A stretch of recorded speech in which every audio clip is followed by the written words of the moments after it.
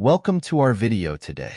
In this video, we will delve deep into Chapter 9 of the Tao Te Ching, uncovering the profound wisdom imparted by Lao Tzu. This is not merely an ancient philosophical text. It's a treasure trove of wisdom waiting to be excavated and understood. Lao Tzu, the great philosopher from ancient China, revealed truths about the universe and human life through his concise yet profound words. His ideas had a significant impact not only in ancient China but have also been celebrated around the globe. In Chapter 9 of the Tao Te Ching, Lao Tzu communicates a vital message. Great achievements arise from humble beginnings, and the development of things should follow their natural course without force. This chapter is brimming with insights applicable to life, careers, and relationships, continuing to enrich us in modern times. In today's video, we'll use several vivid stories and examples to help you grasp the wisdom of Wu Wei, or non-action. Why do sages choose inaction and non-contention, thereby avoiding destruction and loss? We'll reveal through an allegorical story about a monk seeking Buddha that when people relinquish attachments and go with the flow, they find true peace and wisdom. Moreover, we'll explore the importance of acute awareness in life. If we can detect and address issues at their earliest stages, or even sooner, we can prevent much suffering and hassle. We'll emphasize how completing what needs to be done in the present moment can make life easier and more joyful. The contrast between desire and simplicity will also be a crucial part of this video. Lao Tzu teaches us that sages do not pursue rare treasures, but value the simple and easily attainable. Through engaging stories and teachings, we'll illustrate how desire leads to suffering, while simplicity and non-desire bring genuine satisfaction and happiness. Lastly, we'll explain the lifestyle of following nature advocated by Lao Tzu, helping you understand how going with the flow can lead to inner peace and wisdom. Allowing things to take their natural course without interference is one of the central tenets of Lao Tzu's teaching. Through this principle, we can better align with the flow of life, achieving inner harmony and tranquility. Don't miss this opportunity to explore Lao Tzu's ultimate wisdom. Let's unravel the mysteries of Chapter 9 of the Tao Te Ching together and discover the wisdom you've been overlooking. Subscribe to our channel, like and share this video, so more people can gain insight into Lao Tzu's great wisdom. Thank you for watching. Lao Tzu says, "That which lies still is easy to hold. That which is not yet manifest is easy to forestall. That which is brittle, like ice, easily melts. That which is minute easily scatters. Deal with a thing before it is there. Check disorder before it is rife. A tree with a full span's girth begins from a tiny sprout. A 9-storied terrace begins with a clod of earth. A journey of 1,000 li begins at one's feet. He who acts spoils. He who grasps lets slip. Because the sage does not act, he does not spoil. Because he does not grasp, he does not let slip. The affairs of men are often spoiled within an ace of completion, by being careful at the end as at the beginning. Failure is averted. Therefore the sage desires to have no desire, and values not objects difficult to obtain, learns that which is unlearned, and restores what the multitude have lost, that he may assist in the course of nature, and not presume to interfere." A Chinese allegory tells about a monk who was in search of Buddha. He traveled for years and years, and then finally he arrived in the country where Buddha lived. Just a river had to be crossed, and he would be face to face with Buddha. He was ecstatic. He inquired whether he could get a ferry or boat to go to the other shore, for the river was very wide. But people on the shore informed him, "Nobody will be able to take you there because there is a legend that whosoever goes to the other shore never comes back. So nobody can dare to take you there. You will have to swim." Afraid, of course, because the river was very wide. But still finding no other way, the monk started swimming. Just in the middle of the river he saw a corpse floating, coming closer and closer towards him. He became afraid. He wanted to avoid the corpse. He tried in many ways to dodge, but he couldn't. The corpse proved very tricky. Howsoever he tried, the corpse kept coming closer and closer, then finding no way to escape from it. And moreover, curiosity also possessed him because the corpse seemed to be the corpse of a Buddhist monk. The ochre robe, the clean-shaved head. Taking courage, he allowed the corpse to come near. In fact, rather on the contrary, he himself swam towards the corpse. He looked at the face and started laughing madly because it was his own corpse. He could not believe his eyes, but it was so.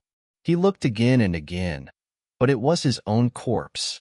And then the corpse floated by down the river, and he watched all his past go with it. All that he had learnt, all that he had possessed, all that he had been, the ego, the center of his mind, the self, everything floated off with the corpse. He was totally empty. Now there was no need to go to the other shore. No need to go to the other shore because once his past had been taken by the river, he himself was Buddha. He started laughing because he had been searching for the Buddha without, and the Buddha was within. He came back laughing to the same shore he had left just a few minutes before, but nobody would recognize him. He even told people, "I am the same man." But they laughed. He was not the same man. He was not really. And that was the reason for the legend that nobody comes back, whosoever goes to the other shore. Everybody had come back, but they were not the same. The old was dead, and the absolutely new had come in its place. I would like this allegory to be as deeply implanted in your being as possible. This is going to be your future. If you really go on and on journeying towards the Buddha land to become the ultimate, to know the ultimate, one day or other you will come to the wide river where all that you have done, all that you can do, all that you have possessed, all that you can possess, all that you have been, all that you can be, all is taken by the wide river. It moves with the flow slowly towards the ocean, and you are left totally alone, with no possession, with no body, with no mind. In that aloneness flowers the flower of Buddha. You have come to the Buddha land. You have come to know the Tao. These sutras of Lao Tzu are methods. How to attain to the inner Buddha land. Now, try to understand the sutras. That which lies still is easy to hold. You have been trying, in 1,001 ways, to hold yourself, to control yourself, but you have not been able to because the mind is not still. When the mind is not still, you cannot hold it. When it is still, it is no more, it is not there, and that is the only way to hold it. You cannot control the mind. In fact, people who control the mind are the people who don't have the mind. It is a misnomer to say that they control the mind. People who have the mind never control it, cannot control it. If the mind is there, the mind will control you. If the mind is not there, only then you can control it, and the mind is not there when it is still. So when people say, "I would like to have a still mind, a silent mind, a peaceful mind," they don't know what they are saying, because the mind exists only when it is not still. There is nothing like a still mind. A still mind is a no mind. Have you seen anything like a still storm? Have you seen anything like that? When the storm is still, it is not there. Mind is a storm, a turmoil. When it is still, it is not there at all. All the waves have disappeared. If the waves are there, the turmoil is there. So, if you still the mind, knowingly or unknowingly, you will move in towards a state of no mind. That which lies still is easy to hold.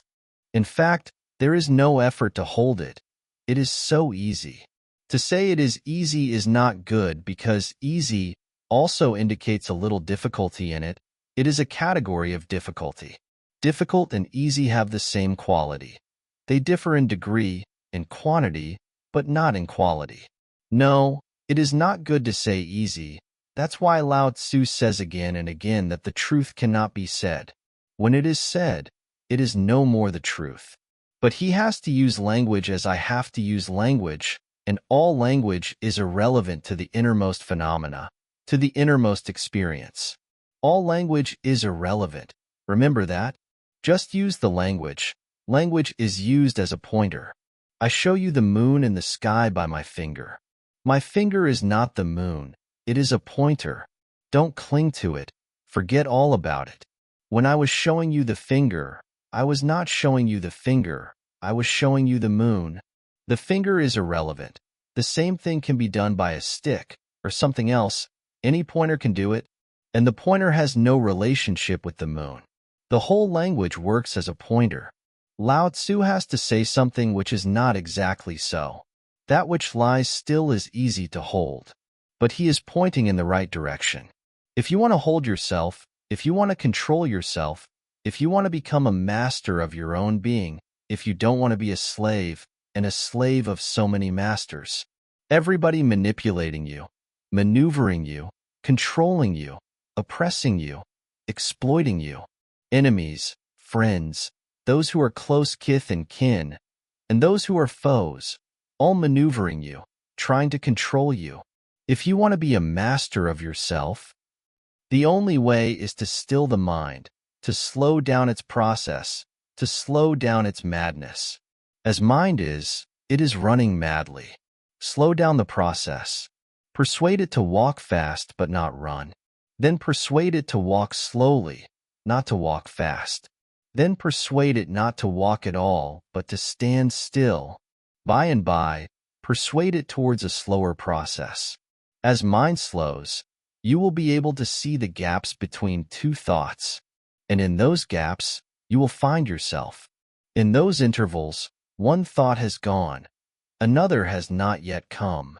One cloud moves, another has not come coming, but between the two, in the interval, the space, you can see the blue sky. That blue sky is you.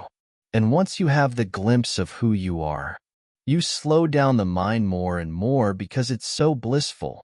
Activity of the mind is hell. Inactivity of the mind is heaven.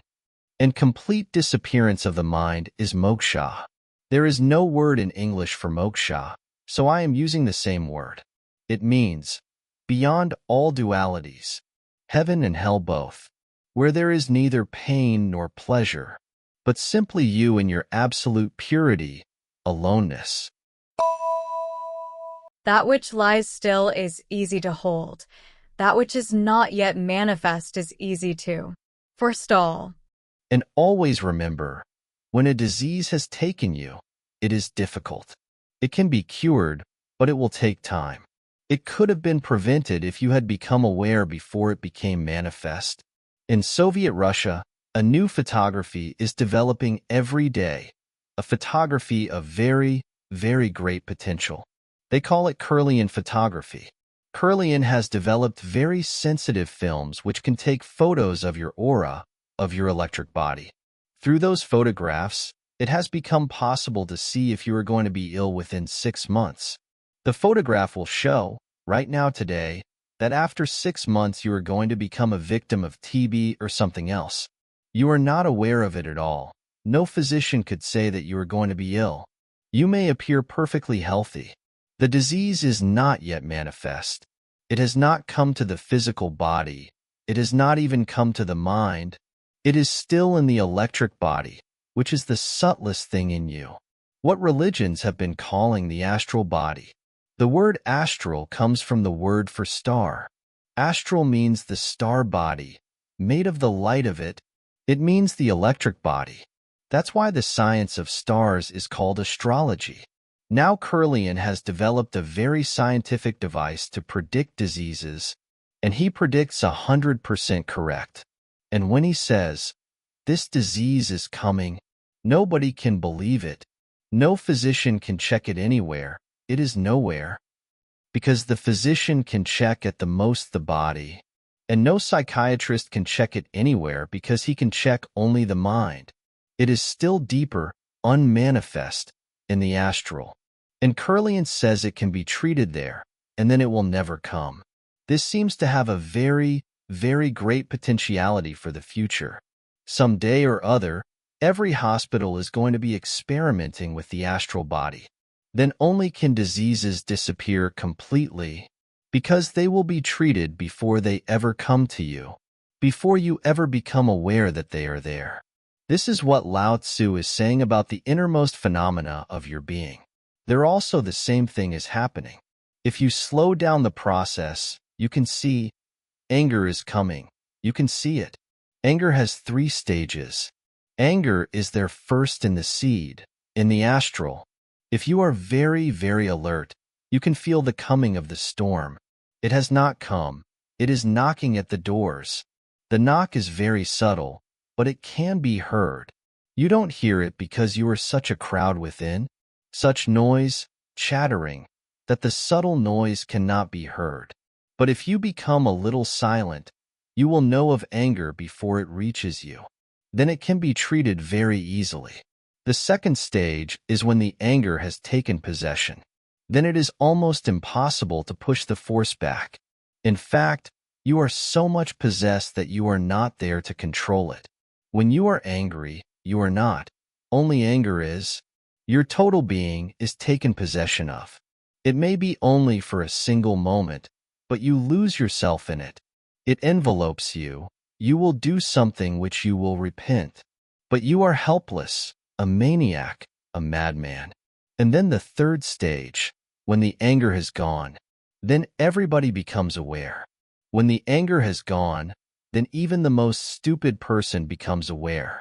Then he repents, tries to find excuses for why he became angry, rationalizes it, tries to go to the other party on whom he has thrown his anger and rubbish. To be pardoned, forgiven, this is the third stage. And people in this third stage always take vows that never again will they be angry. Their vows are absolutely impotent. They are not going to help because they are taken in the third stage when the anger has gone. Then everybody is wise. You have to be aware when the anger is there. It is difficult to force it back, but if you become aware when the anger is there, you will not prove harmful to anybody. You will just watch it. It will evaporate. It is impossible to push it back. It has taken possession. It will harm you, but it will not harm anybody else. You will not be angry with anybody else. You will just boil with the anger and let it be released into the vacuum, into the sky. If you become aware at the second stage only, you will be harmed, nobody else. But if you become aware at the first stage before it becomes manifest, even you will not be harmed. That which is not yet manifest is easy to forestall. That can be stopped immediately. But then you will need very, very deep sensitivity. And you have become almost dull. You are not sensitive. As I see it, people have lost their sensitivity completely. They are almost totally insensitive. They drag as if in sleep. They do things not knowing why they are doing them. When they have done a thing, then suddenly they become aware. What have I done? Then they try and find excuses because it looks so foolish. Without any excuse, without any cause, why have you done it? And you have done the same thing many times in the past, and you are repeating it again and again. Ordinarily, a man is a robot, an automaton. He repeats the same mistakes again and again. But he is unconscious. Gurdjieff used to say to his disciples that if you can remain conscious for 1 single minute, that will do. He would give them watches and tell them to watch.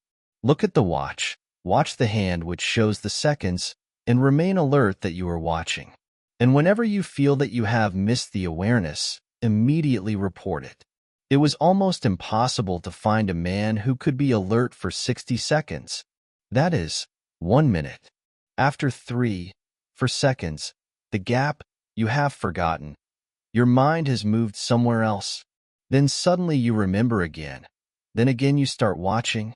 But 3, 4 seconds, and again you forget. Gurdjieff used to say that as you are, you have no soul. He is right. How can it be said that you have soul when you don't have consciousness at all? As you are, nothing is possible to you, because all possibilities open only when you become conscious. Become conscious, become more alert, so intensely alert that whatsoever crosses your mind crosses it with perfect awareness. You know it? Buddha used to say to his disciples that even if you breathe in and out, you should be aware that now the breath is going in. Now the breath has turned, is going out, coming in, going out, coming in, going out. Not that you have to repeat it. If you repeat, you will forget the breath. You have to watch it, not with words, with awareness. And Buddha made it the only meditation. He called it Anapanasati Yoga, the yoga of watching the incoming and outgoing of breath. And he said, nothing else is needed, this will do. And this has done for millions of people who followed Buddha. They became more and more alert by watching the breath. If you can watch the breath, you can watch anything, because breath is a very subtle phenomenon. You become alive with the first breath. This is life. Hindus call it prana because it is the most foundational life. Without it, you cannot exist. First comes breathing. That is the first act that happens. Then many things follow. And then the last act is also with the breath, when the breath leaves the body. Birth begins with breath. Life ends with breath. The circle is complete. If you can watch the breath, you will become transcendental to birth and death both. The watcher will see that. I am not the breath which started the life. I am not death, the breath that stopped the life. I am beyond. That which is not yet manifest is easy to forestall. So whatsoever you want to change in your life and transform, rather than waiting for the third stage, be alert in the first stage. When you feel the first tremor of anger, be alert. When you feel the first tremor of greed, be alert. If you miss at that point, then it will be more and more difficult to tackle it. At the first moment, everything is so easy. It is just like a seed. You can throw it. You need not bother about it. But when it becomes a big tree, then it is difficult. And outer trees are one thing. You can cut them, but this anger, greed, sex, these are inner trees. They become entangled with your being. When you cut them, you bleed. When you cut them, you suffer. People ask me again and again, when we understand from what source misery is coming, why do we go on clinging to misery? This is the reason. The misery has become part of your being. If you cut it, you bleed. It is not like a robe that you can simply slip out of. It is like your skin. If you peel your skin, you will suffer. Maybe your skin is diseased. Maybe you have got eczema. But still, it is your skin. You suffer, but you cannot peel it, because that will be even greater suffering. People cling to misery because at least there is something to cling to. When the misery is gone, there will be nothing to cling to. And at least the misery is known and familiar, an old friend. You have become attuned to it. You know it is there. An old disease. Then the person becomes accustomed to it. You cling to misery, because to cut it is to cut your own being. Always remember to catch things while they are in the unmanifest state. Right now, you catch them when they are gone. So you simply befool yourself. How can you catch a thing when it is gone? You become very wise when the anger is gone. But what is the point? You become very, very wise when you have done some nonsense thing and the act is completed. Then you are wise. This wisdom is useless. This wisdom is stupid. Anybody and everybody can be wise that way. If you start a real transforming process, you should become aware when the thing is there. Then something can be done. And if you can become aware when the thing has not come yet, then everything can be done. That which is not yet manifest is easy to forestall. That which is brittle, like ice, easily melts.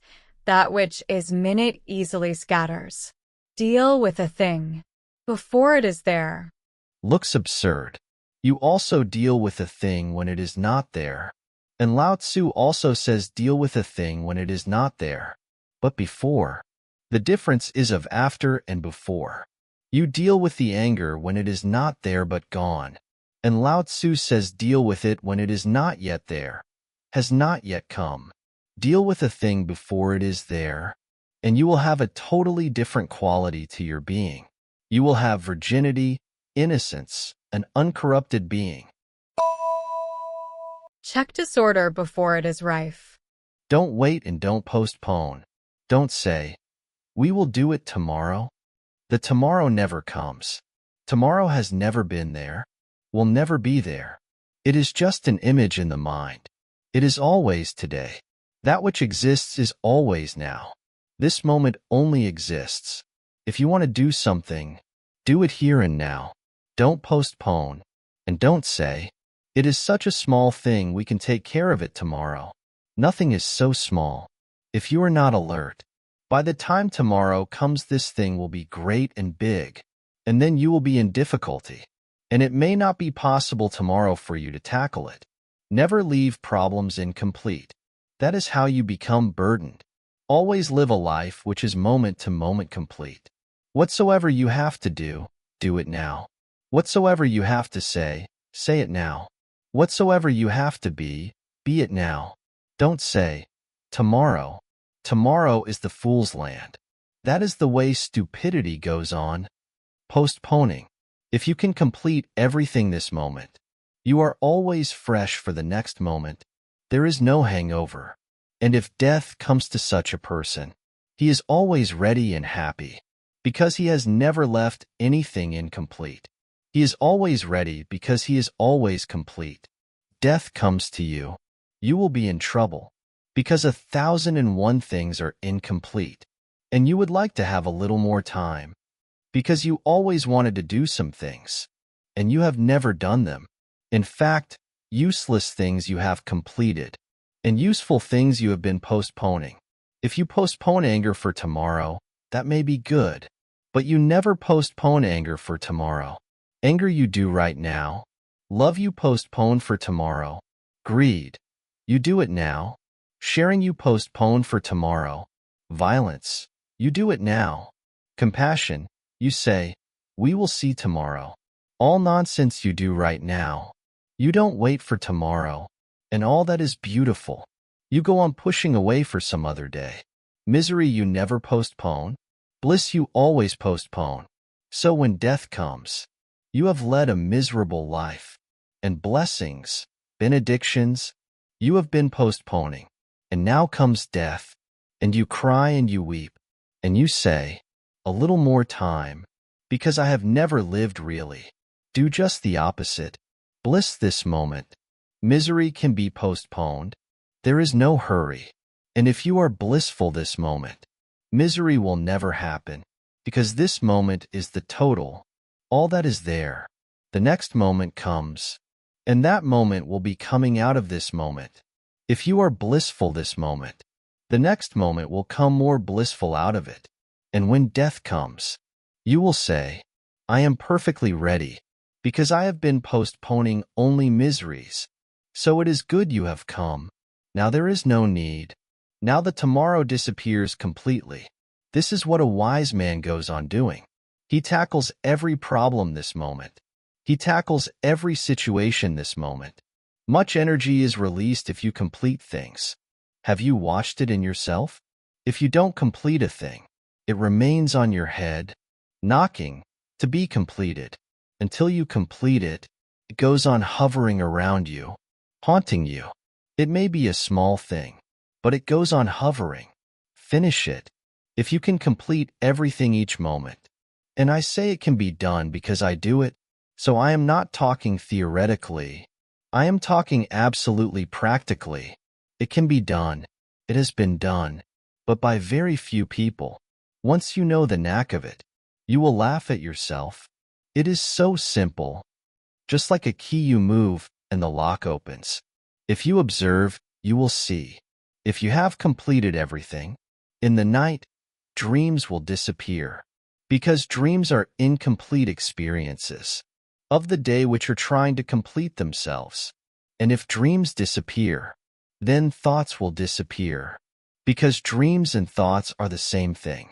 Dreams are in the primitive language of visualization, picture language, and thoughts are nothing but sophisticated dreams, Daydreams. Dreaming and thinking are two aspects of the same process. You are going to have an interview. You rehearse in the mind what you are going to say, what those people there will ask you. You rehearse many things. Then you go there, and then suddenly your rehearsal doesn't fit. It cannot, because those people don't know about your rehearsal. They ask you something, and you are not in the present, because you are too much filled with your own rehearsal, your own preparation. They ask you something. You understand something else. You answer with your ready-made answer, and they have not been asking for it. You miss the point. When you miss the point, then when you are out of the room again, you start thinking what you should have answered. Again the process starts. Rehearsal, then retrospective thinking. And at the moment, exactly at the moment when you were needed, you were not present. That's how you are missing the whole life. There is a Zen story. There were two temples in a town, rivals, as temples are. Each didn't allow their devotees to go to the other temple. They were fiercely antagonistic. And both the priests, old priests, had a boy, one each, for odd things, odds and ends, to bring things from the market, this and that, and both had ordered their boy not to talk to the other, in the market or on the road. No, those people of the other temple are so corrupted. Don't talk to them. But boys are boys. And when you forbid a boy and tell him not to do something, he is bound to do it. It is natural. They became interested. What was the matter? So one day they met on the road, while they were going to the market to fetch something. The boy from Temple 1 asked the other boy, "Where are you going?" The other boy said, "Wherever my legs will take me," listening to great metaphysical things. He had also become a metaphysician. He was just going to the market to fetch vegetables. But he said, "Wherever my feet will take me, I live in spontaneity." The other boy was puzzled, because he was defeated. He couldn't prove his metaphysics. He came back and he asked his master what to do. "You have prohibited me, but I am foolish. They are really bad people." I asked the boy a simple question, "Where are you going?"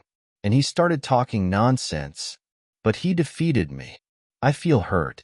The master said, "You should not be so. Ask again tomorrow." He will say, "Wherever my feet will take me." And then you ask him a Zen koan.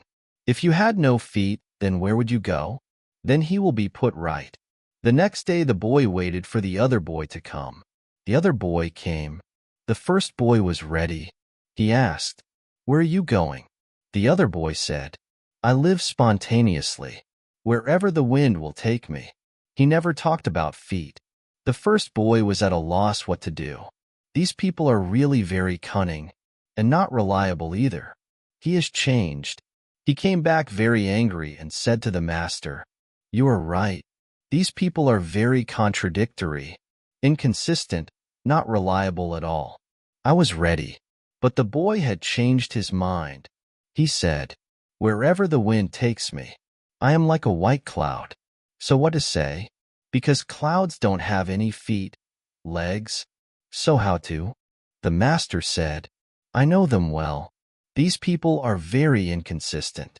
Tomorrow you again ask him, 'Where are you going?' He will say, 'Wherever the wind takes me. I am a white cloud.' You ask him, 'If the wind is not blowing, where will you be going?' Next day the boy was ready again. This boy is your mind. You prepare it again and again to face life, and again it fails, because no ready-made answer can be of any use. Life is inconsistent. Life is not reliable at all. The boy asked, "Where are you going now?" The other boy said, "I am going to the market to fetch vegetables." Now what to do? Never move in life with a ready-made answer. Otherwise you will never meet life. You waste time in preparing, getting ready, and then you waste time. After you have missed the life. It happened. Mark Twain was going back home with his wife. After delivering a lecture at a university, his wife said, because she was not there to hear him, she had come just to take him home. She asked, "How was the lecture?" Mark Twain looked at her and asked, "Which lecture are you talking about? The one that I prepared, or the one that I delivered, or the one that I would have liked to deliver?" Which lecture? You prepare something, something else you deliver, something else you would have liked to deliver, and the time is wasted, and meanwhile the life is flowing by, and you go on collecting garbage. Then you are afraid of death. Otherwise, death would be a beautiful rest. One would be ready to relax. You lived your day. You loved. You lived. You delighted. You celebrated. Now the moment has come. The evening has come, and you would like to rest. And if the whole wills you, you will be back again in the morning, fresh, young, capable of living again. But that is not your worry. A tree with a full span's girth begins from a tiny sprout. A 9-story terrace begins with a clod of earth. A journey of 1,000 li begins at one's feet. So don't be bothered about the goal. The first step is the last also. The beginning is the end. This moment is all. A journey of 1,000 miles begins at one's feet. Don't be worried about the goal. Just enjoy. Delight in taking the first step, and the second step will come out of the first, and the third will follow. You need not worry about it. Let the morrow take care of itself. Don't think of the morrow. Enjoy. This step is beautiful, and enjoy it so much that the means itself becomes the end. This has to be understood. Otherwise, you will be always missing, because you will be tired on the journey, and you will be dreaming about the goal. And how can a tired journey reach a celebrating goal? Can you see the simple mathematics? How can a tired journey reach a celebrating goal? Because the goal will come out of the journey. It will really be the total of the whole journey. If I have lived the goal in each step, if I have celebrated the goal in each step, only then will I reach the goal where I can celebrate it in totality. But if you somehow drag yourself, you are not bothered what is happening right now. You are looking for the tomorrow, the goal. Then you may reach, but the goal will be as dusty as the journey. The goal is not out there. It depends on you. You have to change your quality of experiencing. So remember, says Lao Tzu, a tree with a full span's girth begins from a tiny sprout. If you want it, pour your whole being on it. If you don't want it, it is better to cut it now. Then wait for tomorrow. A 9-storied terrace begins with a clod of earth. If you want it, it's okay. If you don't want it, then don't wait until the whole 9-story terrace is ready, and then decide you would like to destroy it. Decide right now. Each moment has its ultimacy, and each moment is urgent. You have to act in this moment. A journey of 1,000 li begins at one's feet. If you want to go on the journey, then go dancing. If you don't want to go on the journey, then don't go. But don't drag yourself. But this is how things go on happening. People come to me and they say, "We don't know. We are not even certain whether we want to meditate or not. But we have come all the same." If you are not certain whether you want to meditate or not, then the first thing is to be certain. Otherwise, you will do something, which is not going to be wholehearted. Otherwise, you will do something. You will repent, and later on you might want to destroy it, and then it will be very, very difficult. To learn a thing is difficult, but not as difficult as to unlearn a thing. Be certain. If you don't want to do meditation, drop the idea. Nothing is wrong in it. The right moment has not come for you. Wait. Do other things which you really want to do right now. Let that be your meditation. If you want to earn money, let that be your meditation. Earn money. Someday when you are frustrated, then the right moment will come. If you want to move in power politics, move. The eternity is not in a hurry. God is not in a hurry. He can wait. You do whatsoever you want to do, and there is enough time. That is the meaning of the Eastern concept of rebirth. There is enough time. Millions of lives have been there, and millions of lives will be there. Take your time, and take it easy. Whatsoever you want to do it, because only through doing one grows and becomes mature. If it is not the moment for your meditation, let it be so, and don't feel guilty. If it is the moment for your meditation, then move totally. How can you go on a long journey with a half-hearted mind? How can you go on a journey with only a part of your being? The other part will be pulling you back, pulling you in other directions. You will become a mess. That's what has happened. The modern mind is schizophrenic, split, because so many directions are calling, pulling, and you are moving in all directions simultaneously. One hand going to the north, another hand going to the south, legs moving to the east, and the eyes are fixed on the west. This is the situation.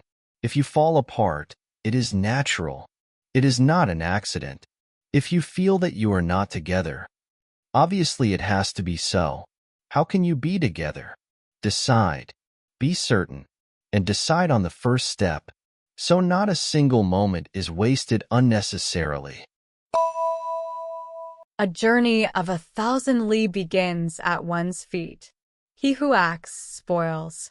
He who grasps lets slip. Because the sage does not act, he does not spoil. Because he does not grasp, he does not let slip. Continuously, Lao Tzu comes to the same thing again and again. That is his basic note. Doing without doing, WWEI. Action without action. Effortless effort. Difficult to understand, not difficult to do. Because intellectually, if you try to understand, it is patent nonsense. You are talking gibberish. That's what Arthur Koestler reported to the West. He came to study Zen in the East, and Zen is Buddha and Lao Tzu together. The highest peak of Indian understanding, Buddha, and the highest peak of Chinese understanding, Lao Tzu, and Zen is a cross between these two, a child of both. So there is nothing like Zen. It is the rarest flower in the world. Nothing reaches to the depth as Zen reaches. Nothing touches the climax as Zen touches. Arthur Koestler, one of the very keen intellectuals of the West, came east to understand what Zen is all about, and he tried hard to understand. That's why he missed. He reported, "This is all nonsense. It is nonsense. Intellectually, if you try to understand, it is nonsense, because intellect knows only one thing. If you do something, only then it is done. If you don't do, it is not done. But being knows a greater secret, that there are things. If you do them, you will undo. If you don't do them, they happen. For example, love. Can you do it? If you do it, at the most you can act, it will not be true. It will not be authentic. It will not come from your being. It will be just from your head. And a love from the head is as dead as anything can be. There will be gestures, but impotent, empty. There will be no content in them. You will kiss a woman you don't love. The kiss will be there, but only the physiology of the kiss. If you go to a physician, he will say, "Yes, this woman has been kissed," because it can be detected. When you kiss a person, you transfer thousands of very small germs, so it can be detected who has kissed the woman. Your germs will be found on her lips, but it will be difficult, impossible, for the physician to decide whether the man really loved her or not, because love leaves no germs. Love is absolutely undetectable. Somebody can embrace you, somebody can kiss you, somebody can even make love to you.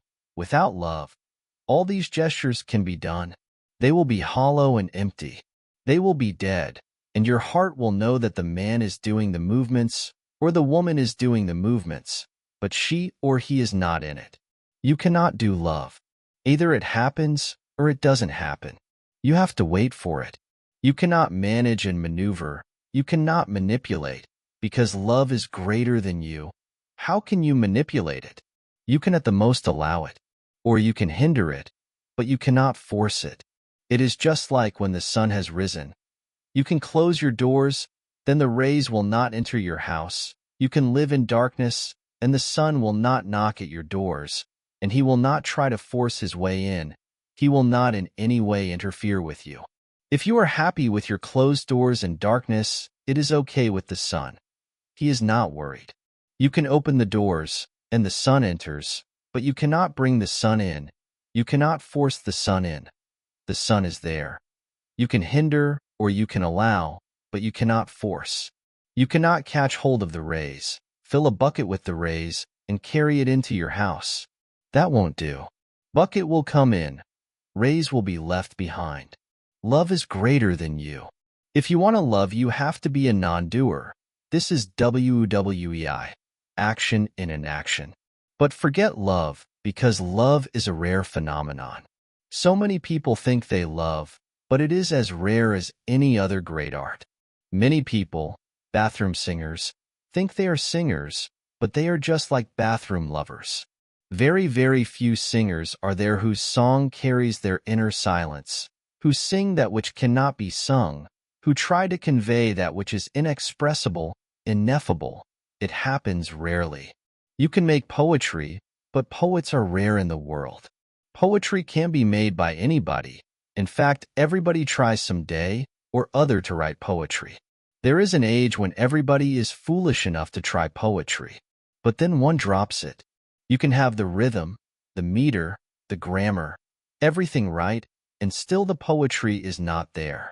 Because it is not something that you can do. A poet is born, not made. A lover is also born, not made.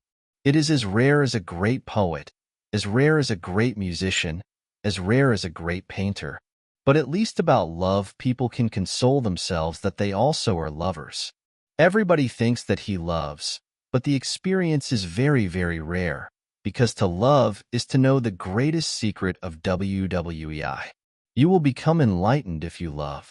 If you love, you have already reached, because you know the secret. The same secret will do for your enlightenment also. So, leave that example aside, that won't do. Something more basic which everybody knows. For example, sleep. If you try to sleep, you will not be able to sleep. The more you try, the more it becomes impossible to sleep. That is the problem for those people who suffer from insomnia. There are advisors who give them advice, do this and that, count from 1 to 100, and then come back from 100 to 1. But the more you count, the more the mind is alert, and to count backwards, 100, 99, 98. You have to be more alert than ever. You can count millions, and in the end, you will find that sleep is not coming. Mullah Nasruddin was suffering from insomnia. He went to a psychiatrist. The psychiatrist said, there is nothing to it. Not that psychiatry knows what to do, but experts have to pretend. He said, you do one thing. You deal in wool. You know sheep. You count sheep. Go on counting. From one go on and on and on. Finally, you will fall asleep. The next day, Nasruddin came running, almost mad. He entered the office of the psychiatrist, and he was so angry and so violent the psychiatrist became afraid. He said, what is the matter, Nasruddin? Nasruddin said, before your method I used to sleep at least 2-3 hours, but last night I couldn't sleep even that, because I went on, thousands of sheep. And then I thought, this won't do, so I started cutting their wool, piles and piles of wool. Then I thought, this won't do, so I started making blankets, which is my business. 10,000 blankets. Now who's going to purchase? You drove me completely mad. Now these 10,000 blankets are on my head. And then the market is low, and things are not going good, and it is difficult to find purchasers. This happens. There is no way to help a person who is having difficulty in falling asleep. The only way is to say to him, don't do anything. Remain waiting. Don't do anything. Whatsoever you do, doing is against sleep, because sleep is a non-doing phenomenon. Sleep comes, you don't bring it. Suddenly you find it is there. You are enveloped, lost. Ask good sleepers. They will say, we don't do anything. We just put our head on the pillow, put the light off, and there we go. There is nothing to do. And the same is true about enlightenment. There is nothing to do. You put the light off, rest on the pillow, and there you go. Enlightenment is a deep rest. Ego is activity, Egolessness is inactivity, it is passive. It is not a male attitude, it is not aggressive, it is a feminine phenomenon. And Lao Tzu goes on insisting that all those who attain to the ultimate attain only when they attain to a feminine attitude. What is a feminine attitude? It is a passivity. A woman is never aggressive in love, and if she is not a woman, she must have more male hormones in her body than are necessary for her. A woman waits. Even if she falls in love with someone, she never says so. She never takes the initiative. She never goes and says, "I love you." She waits. When the person says, "I love you," even then she will not be too eager to say yes, because that is not feminine. That's why poets say, when a woman says no, don't believe her, because almost always when she wants to say yes, she says no. That is the feminine way of being passive and receptive, of invitation but not of aggression. The world needs aggression. Your innermost being needs no aggression. You cannot attack God. You cannot conquer God. You have to surrender. The very word conquering is foolish in that reference. But in the world you have to conquer. The world is male-oriented. All true religion is feminine, has to be, and all worldliness is male-oriented. The male ego, to conquer. The feminine wants to be conquered. And this is WWEI. It is just like sleep. It comes, you simply wait. You don't do anything. It is like love. You invite and just wait. It comes when the time is ripe. He who acts, spoils. He who grasps, lets slip. Because the sage does not act, he does not spoil. Because he does not grasp, he does not let slip. The affairs of men are often spoiled. Within an ace of completion, by being careful at the end as at the beginning, failure is averted. And be careful, as careful in the beginning as at the end, and be careful at the end as you were careful in the beginning. Don't treat beginning and end separately. They are the same. There are people who are very enthusiastic in the beginning. Their type is always enthusiastic in the beginning. When they fall in love with a woman, they are really mad, happy, but sooner or later they settle down, and then all the happiness, the delight, the celebration is gone. In the beginning, anybody can be very, very excited because something. Just the other day, Samarpan came back from the States and said that he was half-half and thinking about whether to go or not. He had been here just a few months before, and his mind said, "Now the honeymoon is over, the honeymoon with me." But I told him, with me the honeymoon is never over. It always is. And greater honeymoons are awaiting. A honeymoon that comes to a point when it is over was not a honeymoon at all. Real lovers love to the very end.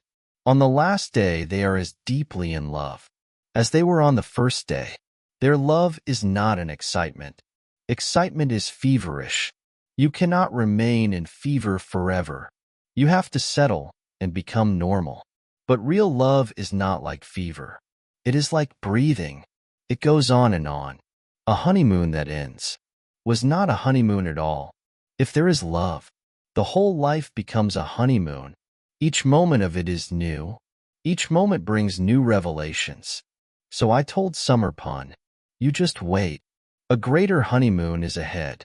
And it is always so. But remember to treat the end as you treat the beginning.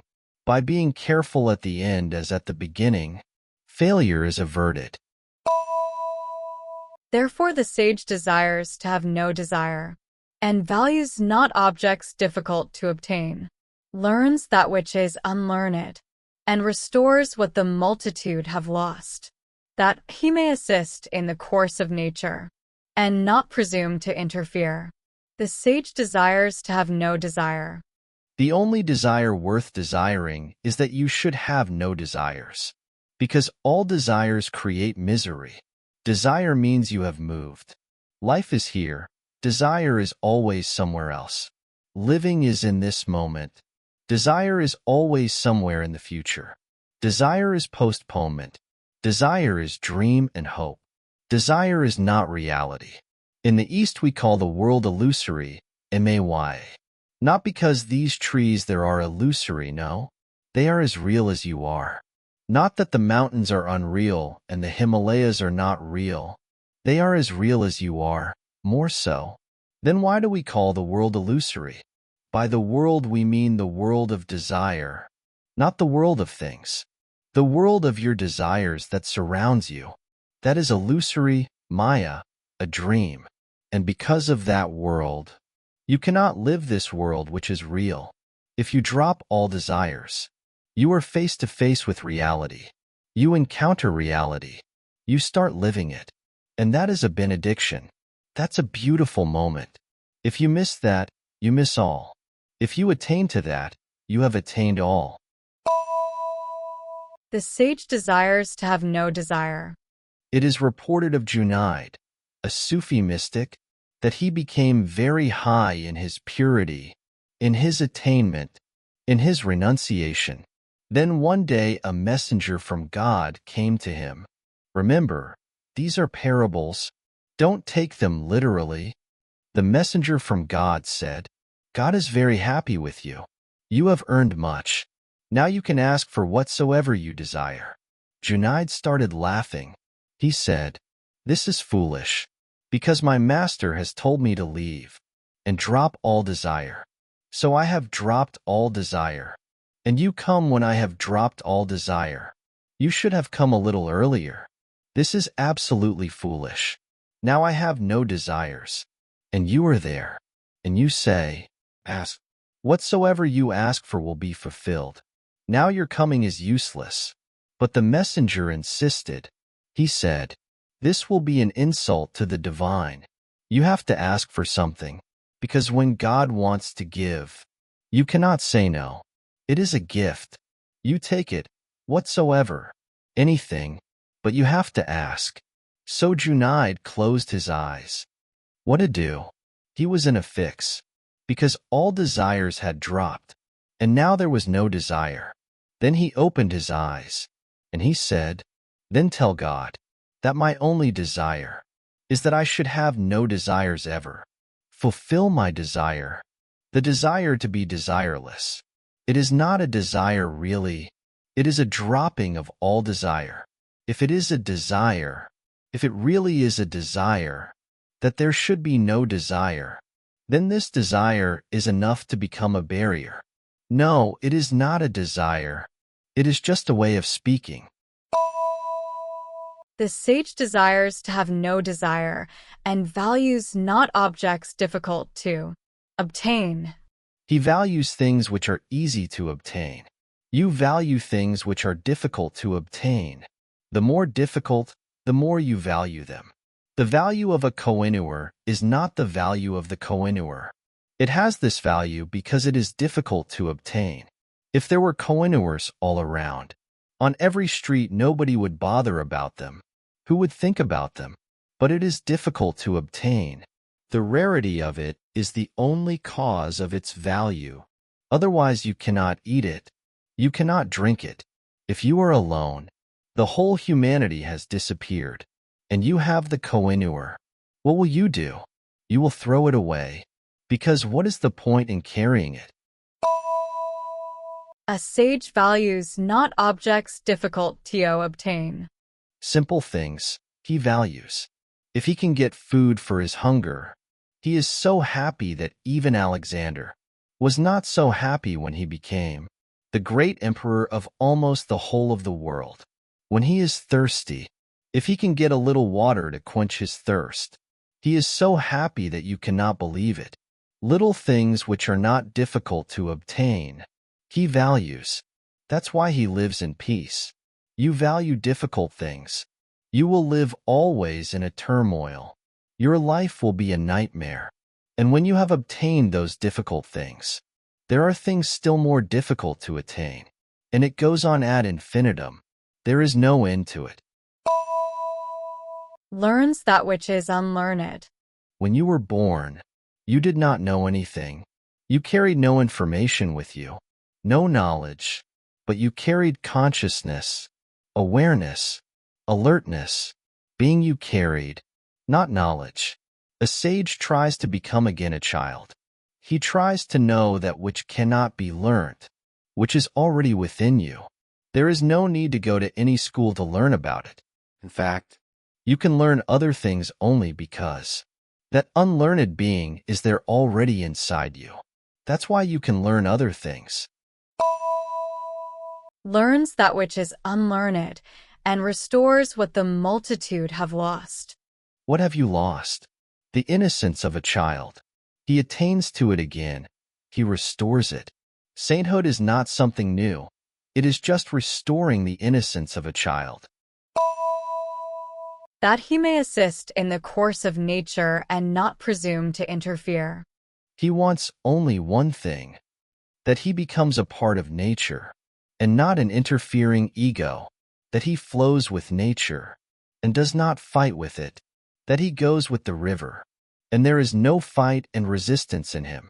If you can flow with the river of life, suddenly you will see your own corpse flowing down the river, all past gone, all that you have learnt gone, all that you possessed gone.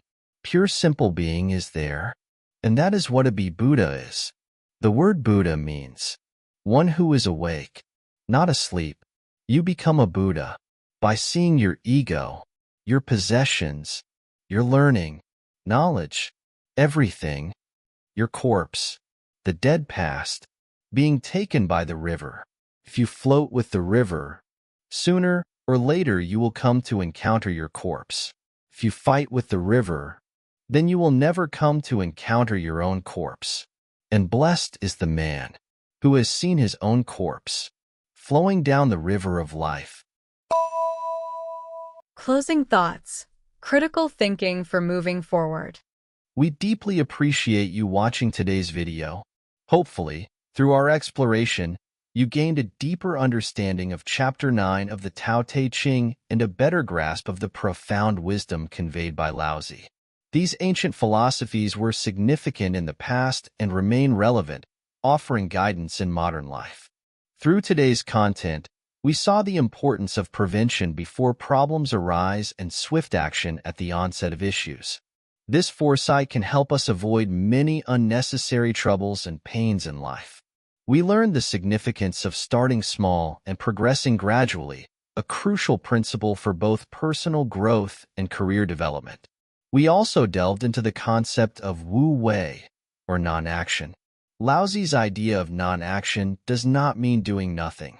Rather, it involves taking appropriate actions in harmony with nature and one's true self. Through the story of the monk searching for Buddha, we understood the importance of letting go of attachments and following the natural flow, which is not only a form of wisdom but also a way of life. Keen awareness is equally essential in our lives. Only by detecting and addressing issues in their early stages can we prevent future distress and pain. By acting promptly and focusing on the present, our lives become more relaxed and joyful. The contrast between desire and simplicity was another focal point today. Lao Tzu taught us that true fulfillment does not come from pursuing rare objects, but from valuing the simple and easily accessible. By simplifying our lives and reducing desires, we can find inner peace and happiness. This lifestyle brings us closer to nature and helps us find tranquility amidst the hustle and bustle of modern life. Lastly, we discussed living in accordance with nature. By going with the flow, we better integrate with the rhythm of life, finding inner peace and wisdom. Lao Tzu's wisdom reminds us that refraining from interference and following nature's course is key to achieving inner harmony and serenity. We hope today's video inspires you to apply Lao Tzu's wisdom in your daily life, leading to inner peace and contentment. If you found this video beneficial, please subscribe to our channel, like, and share it with others so they too may benefit from Lao Tzu's great wisdom. Thank you once again for watching. We look forward to meeting you in future videos as we continue to explore the contemporary relevance of ancient wisdom, helping you find tranquility and peace amidst a busy life. Wishing you joy and good fortune in all your endeavors.